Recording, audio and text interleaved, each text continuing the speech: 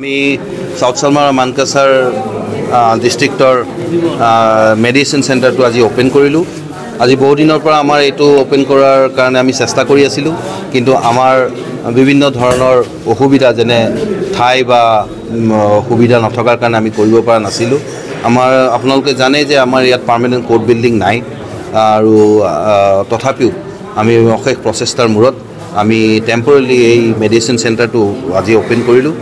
এই মেডিচিন চেণ্টাৰৰ দ্বাৰা আমি ভাবোঁ ইয়াৰ ৰাইজ সকলো উপকৃত হ'ব, কাৰণ মেডিচিনৰ দ্বাৰা গোচৰসমূহ নিষ্পত্তি কৰিলে আদালতত বহু বছৰ যেনেকৈ এটা গোচৰ নিষ্পত্তি হ'ব লাগে সেইখিনি নালাগিব, কাৰণ তেওঁ দুই পক্ষই বহি যাতে গোচৰসমূহ নিষ্পত্তি কৰি ল'ব পাৰিব।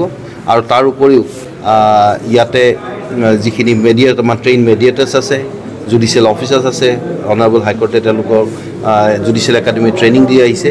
তেওঁলোকে অলৰেডি ট্ৰেইন মেডিয়েটাৰ, তেওঁলোকে জানে কি টেকনিকত গোচৰসমূহ শেষ কৰিব পাৰে। তাৰ উপৰিও আমি কোৰ্টসমূহক আমি অলৰেডি কোৱা হৈছে যে যিমান পাৰে তেওঁলোকে যাতে মেডিয়েশ্যনত এই গোচৰসমূহ পঠিয়ায়, আৰু নম্বৰ আমি একচুৱেলি কেছসমূহ পঠিয়াব পৰা নাছিলোঁ কাৰণ আমাৰ মেডিচিন চেণ্টাৰটো হোৱা নাছিল, কিন্তু উইদিন এ শ্বৰ্ট টাইম মই আশা কৰিছোঁ আমি বিভিন্ন ধৰণৰ গোচৰ এই মেডিয়েশ্যনলৈ পঠিয়াম, আৰু এই মেডিয়েশ্যনৰ থ্ৰুদি ইয়াৰ ৰাইজ উপকৃত হ'ব। কাৰণ মই আশা কৰিছোঁ এই মেডিয়েশ্যনৰ দ্বাৰা বিভিন্ন ধৰণৰ গোচৰ যেনে পাৰিবাৰিক গোচৰ বা মাটি বাৰীৰ গোচৰ বা লেনদেনৰ কিছুমান থাকে, সেই সকলো গোচৰ নিষ্পত্তি হ'ব আৰু ইয়াৰ দ্বাৰা ৰাইজ উপকৃত হ'ব।